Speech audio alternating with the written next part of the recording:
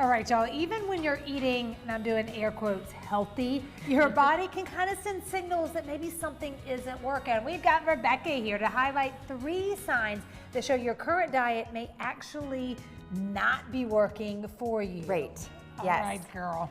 Yeah, I think there's a lot of good health advice out there, and Right. people will follow it and say, well, I'm eating all the right things. I'm eating more protein, I'm gluten-free, whatever it might be, and they're going, why do I feel bad? Why is it that I'm still bloated? I still can't lose weight. My energy's still plummeting. And that's when it's not necessarily that you're eating bad, it's just not right for you. And that's the big thing that we want to talk about is getting that right diet for you. Because what may work for Rebecca may not work for me or the next person. Correct. It's like, but I'm eating all this healthy stuff. Right. Why do I shouldn't feel like this? Exactly, right. Because there's a couple of key things we usually look at. Number one, a lot of times when we're eating foods that are hard on our digestion. So I see this a lot with women, especially in perimenopause, where stress and hormones change, and that changes how our digestion functions. And so something like a lot of protein, like there's a big trend towards more protein. Right. But when we're eating more protein and our digestion is tired and weak and stressed out, it actually overloads our system, and then we aren't breaking down the nutrients that we want. And so good diet, but not right for the state that you're in. And so digestive health is a really big thing that we want to focus on to make sure that whatever you are eating is really helping you feel good. And here's some, you can see it right there, the digestive distress, maybe like that ongoing bloating, the reflux, the nausea. Yes, if you have any of that, no digestive symptom is normal, none. Even if you've had it your whole life. I've had people come in and go, well, I've always been nauseated in the morning or don't have a big appetite. And I'm like, even if you've had it forever, it doesn't mean it's good, right? Oh, so what should, like, I mean, like, literally, like, what should you, if you eat something and you constantly feel bloated, and I'm not talking about, like, Thanksgiving or Christmas. Right. Like, when you just eat too much and you're a little bloated. right. But, like, on a normal day, you have a couple bites and you're like, oh, I already feel bloated. When you already feel bloated, especially if you notice it as a pattern of, like, I wake up in the morning nauseated or by the end of the day I'm bloated, that's usually a sign that either there's something going on with digestion that we want to address. Like we want to find out what that is and address it and bring your digestion to a space where the microbiome is balanced and your digestive secretions are doing everything they're supposed to be doing. And that is critical. And many people don't even realize that they have it going on, but they do. And then the other thing is identifying if you have hidden food sensitivities.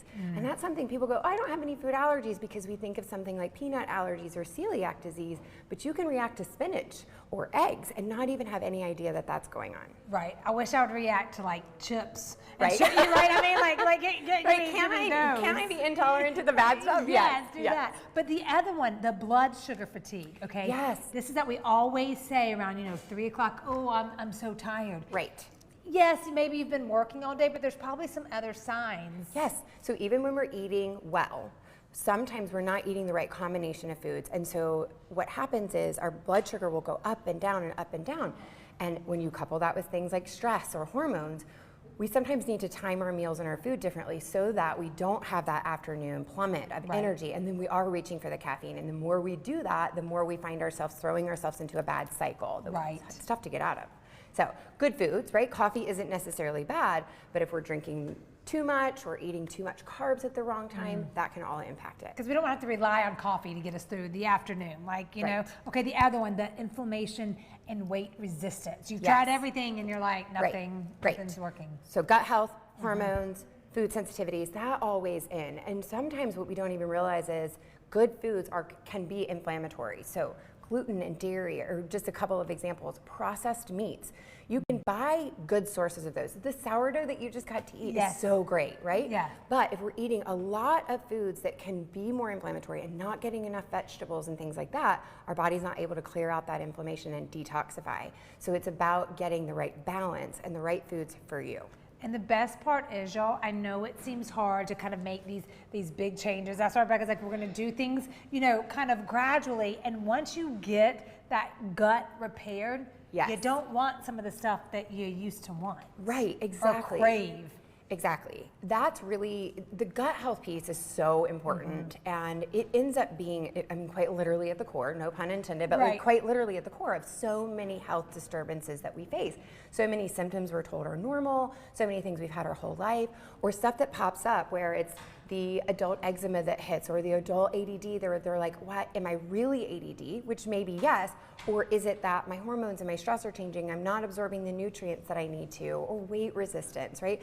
A lot of that is related to our gut more than we realize. And y'all, if you want to have a deeper conversation, see if this is for you, call Rebecca. The information is at the screen. Go to her website. You can sign up for a consultation. Her and her team, they will hook it up. Thanks, girl. Yeah. Great conversation. And we're for going to having take a quick break. We got more YC next.